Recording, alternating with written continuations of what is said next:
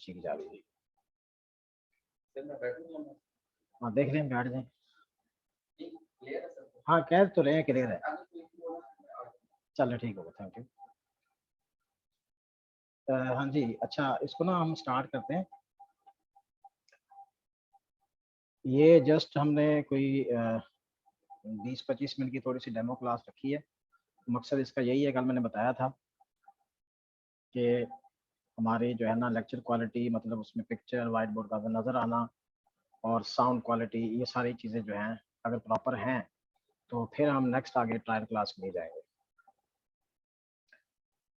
तो उसमें एक दो चीज़ें ज़रा डिस्कस कर लेते हैं, चलें फॉर एग्जांपल, ताकि थोड़ा सा मतलब आइडिया भी हो जाए आप लोगों को। देखिए असल में कल भी मैंने ये बताया था कि जो बेसिक फिजिक्स है जिसमें हमें प्रॉब्लम आता है उसका डिस्कस करना बहुत ज़रूरी है। यानी हमने मुझे तकरीबन 15 साल हो गए हैं इस फील्ड के अंदर। तो बेसिक क्वेश्चन जब हम बच्चों से पूछते हैं किसी भी डेमो के अंदर, तो उनको बेसिक फिजिक्स नहीं आ रही होती।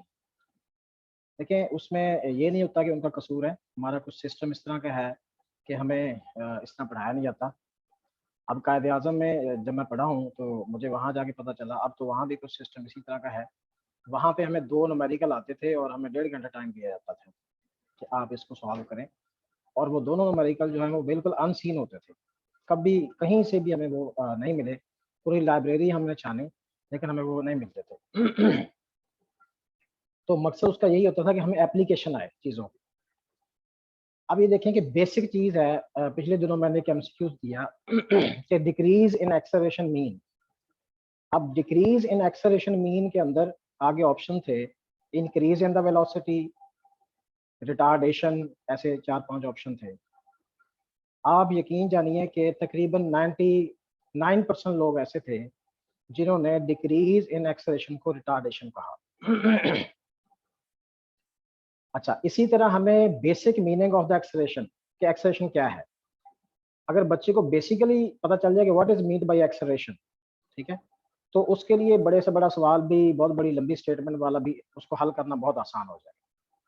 जैसे फॉर एग्जांपल अगर हम जो है एक्सेलरेशन ड्यू टू ग्रेविटी हम कहते हैं जी वो कितना है हमारे पास 9.8 मीटर पर सेकंड स्क्वायर।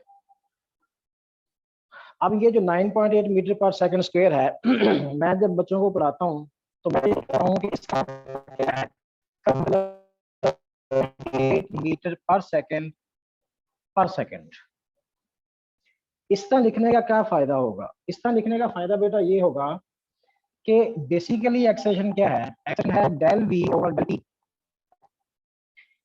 यानी जैसे हम एक्सेलरेटर गाड़ी का दबाते हैं तो बेसिकली हम क्या कर रहे होते हैं, हम उसको स्पीड को बढ़ा रहे होते हैं, वेलोसिटी को बढ़ा रहे होते हैं। तो डेल वी यानी चेंज आई है कितनी, 9.8 की मीटर पर सेकंड की पर सेकंड, एक सेकंड के अंदर। यानी अगर हम इसको इस तरह पढ़ लें कि 9.8 मीटर पर सेकंड और थोड़ा सा ठहर के पर सेकंड, मतलब पर सेकंड जो इंक्रीज आना है वो 9.8 का है। तो हमें आसानी से पता चल सकता है कि अगर एक बॉडी जिसकी इनिशियल वेलोसिटी क्या है वो 0 है, अब आफ्टर 1 सेकंड, अगर 1 सेकंड के टाइम के बाद हमें कोई पूछे उसकी वेलोसिटी कितनी होगी, अब हमें पता है कि 1 सेकंड में कितना इजाफा होना है, 9.8 का। तो अब जरा उसकी वेलोसिटी क्या हो जाएगी इस पॉइंट पे, 9.8 मीटर पर सेकंड हो जाएगी। 2 सेकंड के बाद उसकी वेलोसिटी क्या हो जाएगी, आफ्टर 2 सेकंड्स इसी तरह 19.6 हो जाएगी 2 सेकंड पे। 3 सेकंड पे उसकी वेलोसिटी जो है वो 29.4 हो जाएगी। इसी तरह आपके पास 39.2 और 49। अब ये देखिए अगर जिस बच्चे को ये पता है कि acceleration mean change in velocity per unit time, अब ये डेफिनेशन है, हम याद तो कर लेते हैं कि change in velocity per unit time is called acceleration, लेकिन अब देखें इसका मतलब क्या है कि 1 सेकंड में जो वेलोसिटी में चेंज आना है वो एक्सेलरेशन है। अब अगर एक सिंपल सा क्वेश्चन आपसे कोई करता है कि ये बॉडी एक रेस्ट से स्टार्ट करता है, तो आप ये बताएं कि अगर उसका एक्सेलरेशन से 5 मीटर पर सेकंड स्क्वायर है तो आफ्टर 4 सेकंड उसकी वेलोसिटी क्या होगी? हम फौरन बताएंगे कि 20 मीटर पर सेकंड, क्योंकि हर सेकंड के बाद उसमें 5 मीटर पर सेकंड का इजाफा होना है। तो 4 सेकंड बाद कितना इजाफा हो जाएगा, वो जाहिर बात है कि वो हमारे पास क्या आ जाएगी, 20 मीटर पर सेकंड आ जाएगी। तो अगर हम अपनी एक इक्वेशन जो है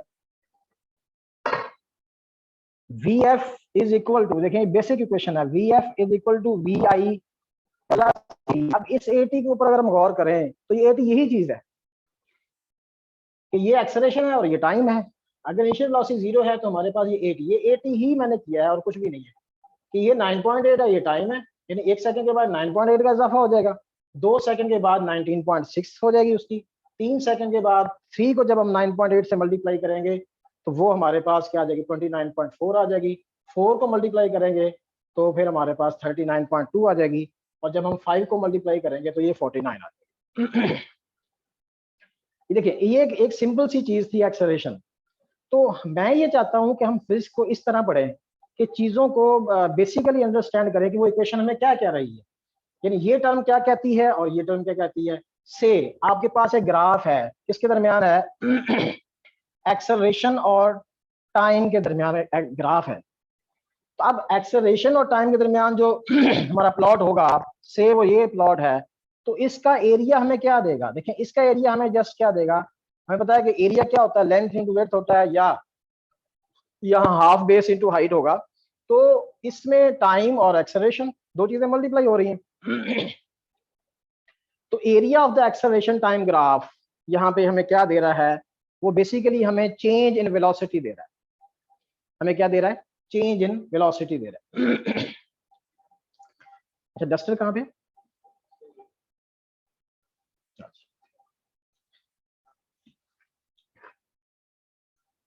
अच्छा अब दूसरी चीज जो मैं अभी पहले आपको बताई कि decrease in acceleration, decrease in acceleration does not mean retardation. तो अक्सर लोगों ने क्या लगाया, उसके ऊपर रिटार्डेशन लगाया। देखिए एक्सेलरेशन के लिए बेसिकली मैं बच्चों को 8 पॉइंट बताता हूँ, उसमें 8 प्लॉट हैं वीटी ग्राफ के, 8 किस्म के ग्राफ हैं और 8 किस्म की सिचुएशंस हैं, वो अगर हम समझ लें। अब देखिए एक्सेलरेशन है, पहली बात एक्सेलरेशन 0 होगा, एक्सेलरेशन कांस्टेंट होगा, एक्सेलरेशन इंक्रीजिंग होगा, एक्सेलरेशन डिक्रीजिंग होगा, 4 होगा। Retardation 0, retardation constant, retardation increasing, retardation decreasing. अब जब ये आठों चीजें क्लियर हो जाएंगी तो मेरा नहीं ख्याल कि कोई ऐसी सिचुएशन रह जाती है जो हमें समझ ना आए। एक मिनट ये मैसेज कर लो जी, जूम पे हो रही है।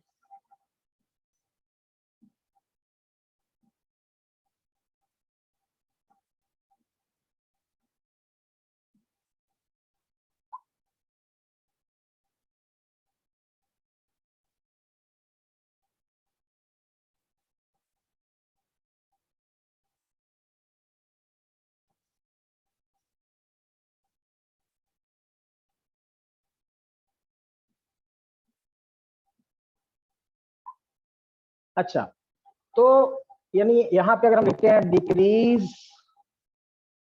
इन एक्सेलरेशन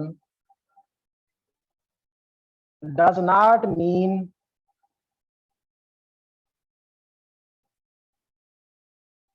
रिटार्डेशन।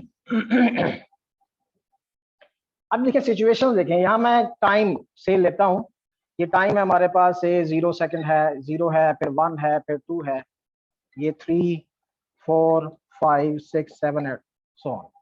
वेलोसिटी जो है उसकी सिचुएशंस हैं, ठीक है ना, से उसकी फर्स्ट सिचुएशन है, सेकंड सिचुएशन है, थर्ड है, फोर्थ है, फिफ्थ है, इसी तरह 6 7 जो भी सिचुएशंस हैं। वेलोसिटी है इन मीटर पर सेकंड। अब अगर यहाँ पर जो वेलोसिटी उसकी 5 है, यहाँ भी 5 है, अब इसका मतलब क्या है, उसकी वेलोसिटी कांस्टेंट है, ठीक है। तो यहाँ पे चेंज कितना आ रहा है, यहाँ पे चेंज डेल वी कितना है, 0 है, यहाँ भी 0 है, यहाँ भी 0 है। तो ये पहला केस जो है हमारा, इसमें एक्सेलरेशन क्या है, 0 है।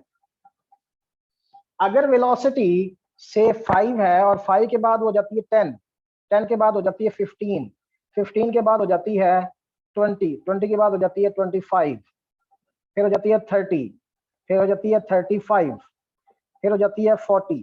अब ये देखें पर सेकंड कितना चेंज आ रहा है, हर सेकंड में चेंज। जैसे हम डिफाइन करते हैं कि इक्वली इंक्रीजिंग यानी equal change in equal intervals of time, तो ये हमें ये सिचुएशन क्या बता रही है, ये बता रही है कि एक्सेलरेशन कांस्टेंट है। जो मैंने 4 केस बताए ना वो समझाना चाह रहा हूँ कि एक्सेलरेशन 0 है, एक्सेलरेशन कांस्टेंट है, एक्सेलरेशन इंक्रीजिंग, इंक्रीजिंग ये यहाँ 5 है, यहाँ 10 है, यहाँ पे फॉर एग्जांपल वो 10 के बाद कितनी हो गई, 18 हो गई, 18 के बाद से वो 28 हो गई, 28 के बाद से वो 40 हो गई, 40 के बाद वो से 70 हो गई, और 70 के बाद इसी तरह आगे चले 110 हो गई। अब यहाँ पे देखें तो चेंज कितना है एक सेकंड के अंदर, 5 का। यहाँ पे देखें कितना चेंज है जी एक सेकंड में, 8 मीटर पर सेकंड का। यहाँ देखें कितना चेंज है, 10 का। यहाँ पे कितना चेंज है, 12 का। यहाँ पे कितना चेंज है, 30 का। यहाँ पे कितना चेंज है, 40 का। तो अगर आप ये देखें कि पर सेकंड यहाँ एक्सेलरेशन कितना है, 5 मीटर पर सेकंड स्क्वायर, यहाँ पे कितना है, 8 मीटर पर सेकंड स्क्वायर। तो ये क्या हो रहा है, ये एक्सेलरेशन इंक्रीज हो रहा है, एक्सेलरेशन भी इंक्रीज हो रहा है, वेलोसिटी भी इंक्रीज हो रही है। यहाँ वेलोसिटी इंक्रीज हो रही है लेकिन एक्सेलरेशन कांस्टेंट है, एक्सेलरेशन कांस्टेंट है और वेलोसिटी क्या हो रही है, इंक्रीज। एक्सेलरेशन 0 है और v क्या है, कांस्टेंट है। यहाँ पे क्या हुआ, यहाँ पे एक्सेलरेशन भी इंक्रीज हो रहा है, वेलोसिटी भी इंक्रीज हो रही।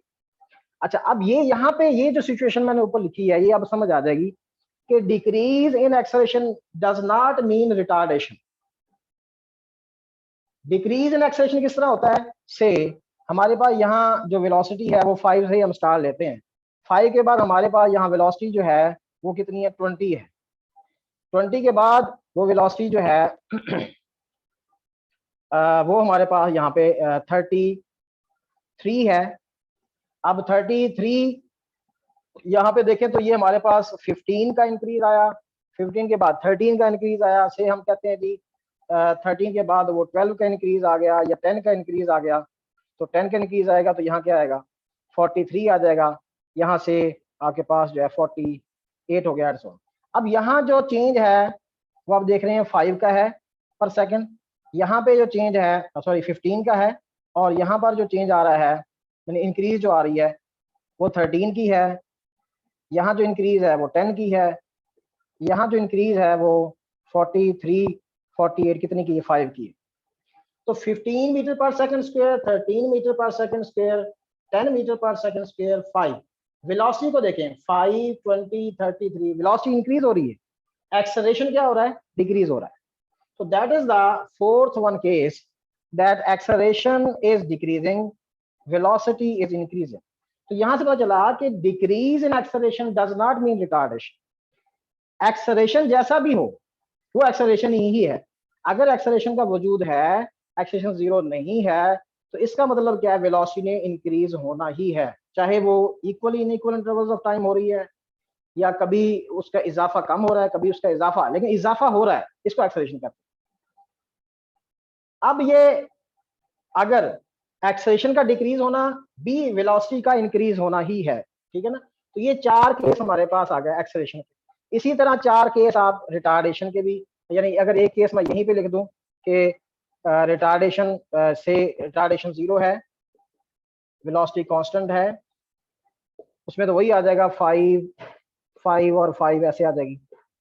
और अगर वेलोसिटी फॉर एग्जांपल 100 है और 100 के बाद कितनी होगी, 90, 90 के बाद कितनी हो गई, आपके पास 80 आ गई, 80 के बाद क्या आ गई, 70 आ गई।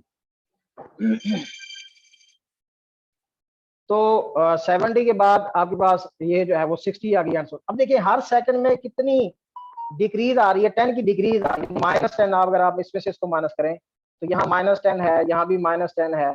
तो ये क्या है, ये बेसिकली है हमारे पास कि रिटार्डेशन कांस्टेंट है, रिटार्डेशन 10 है और ये कांस्टेंट है, और वेलोसिटी क्या हो रही है, डिक्रीज। अब यहां से डिक्रीज शुरू हो गई, वेलोसिटी का डिक्रीज होना। 3 तरह से इंक्रीज है वेलोसिटी का, 3 ही तरह से वेलोसिटी का क्या है, डिक्रीज है। अब यहाँ ये हर सेकंड में equal intervals of time decrease हो रही है। और अगर हम ये 100 के बाद हम कहते हैं कि वो से हमारे पास हो गई 70, 70 के बाद वो हमारे पास हो गई 50, 50 के बाद वो हो गई 35, 30 के 5 के बाद हो गई 25। अब ये देखें यहाँ जो डिक्रीज आई है वो कितने की है, 30 की है। यहाँ जो डिक्रीज आई है वो कितने की है, 20 की है।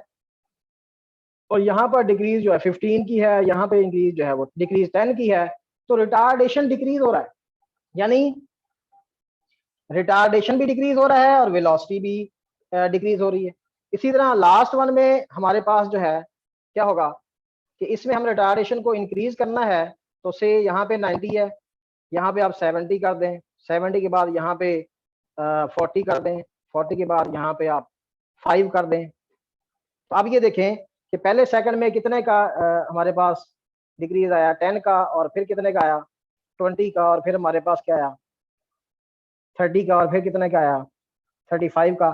तो ये देखें इसमें रिटार्डेशन भी क्या हो रहा है, इंक्रीज हो रहा है, और वेलोसिटी क्या हो रही है, डिक्रीज हो रही है।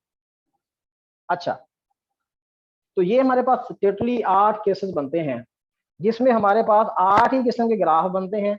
और वो ग्राफ जो हैं वो हम इजीली फिर समझ सकते हैं जब हमें एक्चुअली पता होगा कि क्या हो रहा है, कब कब वेलोसिटी बढ़ रही है और कब वेलोसिटी कम हो रही है। मेरे ख्याल में इस सेंटेंस की आपको बखूबी समझ आ गई होगी कि decrease in acceleration does not mean retardation, decrease in acceleration mean increase in the velocity.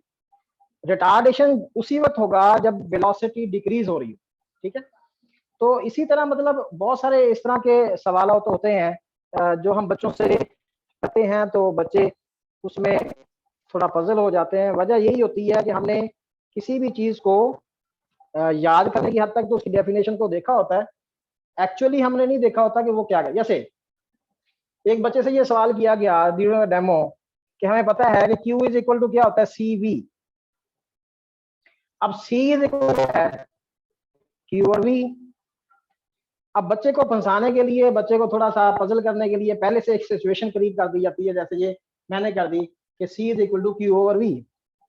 अब बच्चे से पूछा जाता है कि अगर चार्ज जीरो है, Q जीरो है, तो व्हाट अबाउट कैपेसिटेंस। तो बच्चा फौरन कह देता है कि अगर चार्ज जीरो होगा तो कैपेसिटेंस भी जीरो होगी।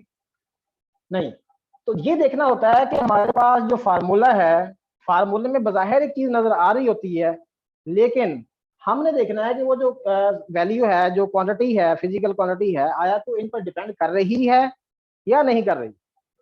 अब देखें कैपेसिटेंस जो है, अगर चार्ज बढ़ाएंगे तो पोटेंशियल डिफरेंस भी प्लेट्स के दरमियान बढ़ेगा, चार्ज कम हो जाएगा, पोटेंशियल डिफरेंस भी कम हो जाएगा। तो लिहाजा capacitance does not depend upon the charge and the potential difference between the plates of the capacitor.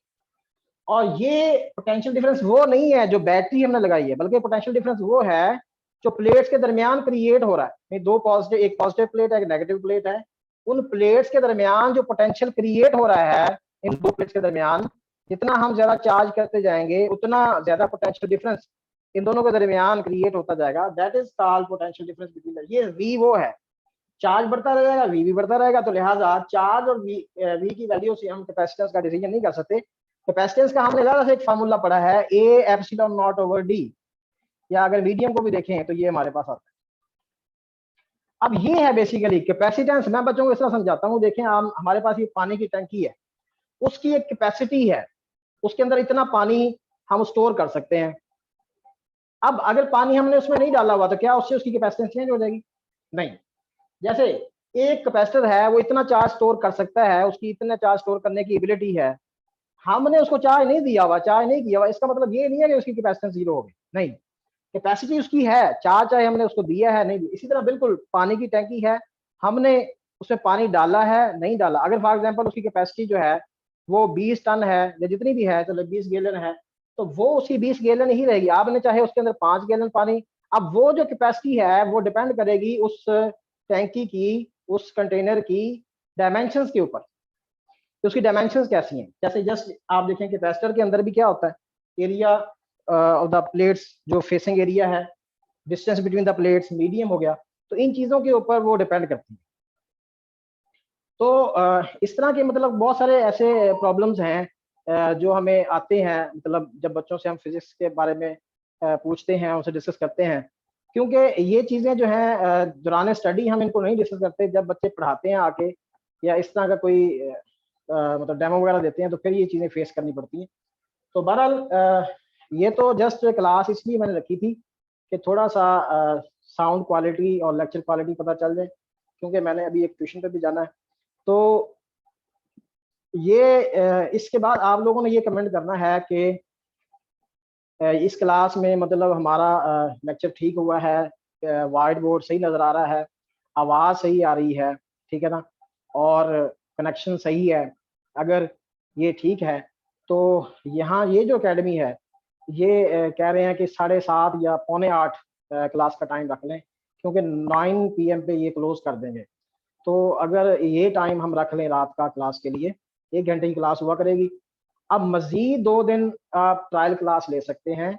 उस 2 दिन ट्रायल क्लास लेने के बाद आप लोगों ने डिसाइड करना है, आया कि आपने ये सेशन जॉइन करना है या नहीं करना। अगर तो आपको कोई फ़ायदा हो रहा होगा, तो ज़ाहिर बात है आप इस सेशन को जॉइन करेंगे।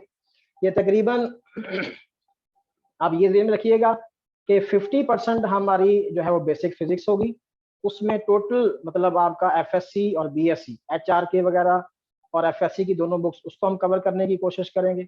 और बाकी 50% तो बेसिक फिज़िक्स होगी, और बाकी जो 50% है वो हमारा जो है जो 80 मार्क्स का आपका पेपर आना उसी की बात है। 40% उसमें 40 मार्क्स हमारे इसमें से आएँगे, बाकी 40 मार्क्स हम जो है वो अपना मास्टर लेवल में उसमें जो मेन हमारे टॉपिक्स हैं, मेन फ़ील्ड्स जो हैं, उनको हम डिस्कस करेंगे। उसको भी हम इस तरह डिस्कस करेंगे कि एक फ़ॉर्मूला हम बना के मैं लेके आऊँगा, किसी भी टॉपिक का, ये टॉपिक क्या है, उसमें वो क्या कहना चाहता है, उसका रिज़ल्ट क्या निकला और उसके बारे में क्वेश्चंस कैसे बन सकते हैं। क्योंकि उनकी डेरिवेशंस वगैरह हमारे पास करने का ये टाइम नहीं है। हम एक हॉल इफ़ेक्ट ऐसे हम उसका मतलब क्या करेंगे कि हमारे पास फाइनल रिज़ल्ट क्या आया और उसमें ये पैरामीटर्स हैं और इनकी डिपेंडेंस क्या है और इसमें एमसीक्यूज़ किस तरह से बन सकते हैं। अच्छा, रोज़ाना जो लेक्चर होगा, अगर हम आज रात को अगर ये आप लोगों का कमेंट आता है कि ये ठीक है, यानी कि ये मीडियम मतलब वाया ज़ूम भी ठीक है और लेक्चर क्वालिटी भी ठीक है, तो एक रात को लेक्चर रख लेंगे या कल से स्टार्ट कर लेंगे। तो उसमें डेली बेसिस के ऊपर एक असाइनमेंट होगी, जो पढ़ेंगे उसके बारे में 25 से 30 क्वेश्चंस होंगे, वो आप लोग सॉल्व करेंगे, ठीक है ना? और दौरान लेक्चर एक काम आप लोगों ने करना है कि दौरान लेक्चर आप लोग अपना माइक ऑफ रखेंगे, कैमरा ऑन रखेंगे। जो बच्चियाँ क्लास ले रही हैं वो अपना फेस वगैरह कवर करके कैमरा ऑन रखेंगी, ताकि अगर वो हैंड शेक करें तो मुझे पता चल जाए भी ये बच्चा कुछ सवाल करना चाहता है। तो फिर वो अपना मैं उसका नाम लूँगा और वो अपना जो है वो माइक ऑन करके अपना क्वेश्चन करेंगे, तो मैं उसको इंशाल्लाह आंसर करने की कोशिश करूँगा। इसके अलावा भी जब हमारा ग्रुप बन जाएगा तो उसमें मेरे ख्याल में लाइट का प्रॉब्लम हो गया, तो ये आज के लिए इतना काफ़ी है।